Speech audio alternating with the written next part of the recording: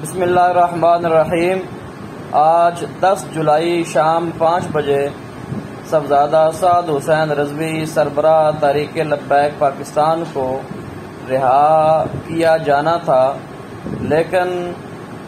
رہا نہیں کیا جا سکا۔ اس پہ چند معلومات آپ سے شیئر کر رہا ہوں کہ لاہور ہائی کورٹ کا فل بینچ تھا جنہوں نے رہائی کے آرڈر جاری کیے تھے اور صاحبزادہ سعد حسین رضوی کو آج رہا کیا جانا تھا، لیکن D C O of Lahore جو ہیں انہوں نے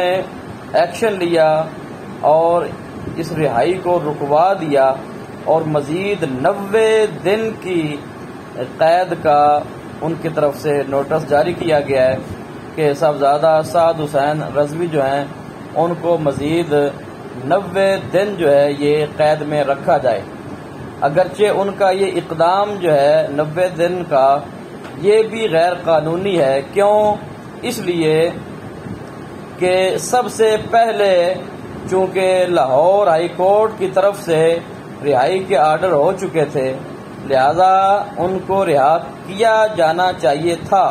رہا کرنے کے بعد اگرچہ وہ کچھ ہی لمحات کے بعد دوبارہ سے ان کو اریسٹ کر سکتے تھے قانونی طور پہ،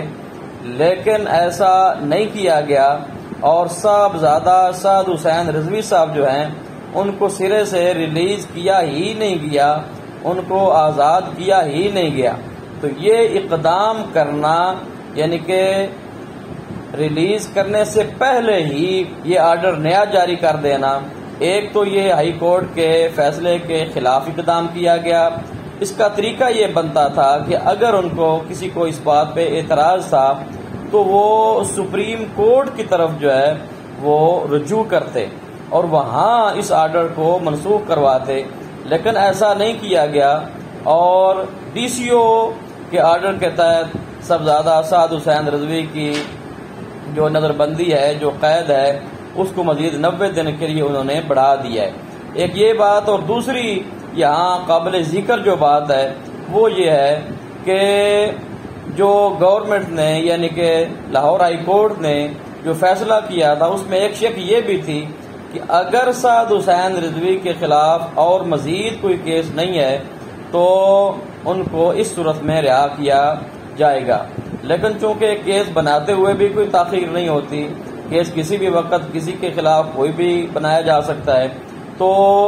جو ہماری تحریک لبیک پاکستان کی جو قیادت ہے انہوں نے کارکنان کو جو دور دراز سے قرب و جوار سے استقبال کے لیے لاہور پہنچ چکے تھے یا مختلف شہروں میں ایک سماع بنا ہوا تھا اور پرجوش تھے لوگ، تو ان سب لوگوں کو پرامن طور پر منتشر ہونے کا جو ہے یہ قیادت کی طرف سے آرڈر کیا گیا ہے۔ اس میں بھی خاص وجہ یہ ہے کہ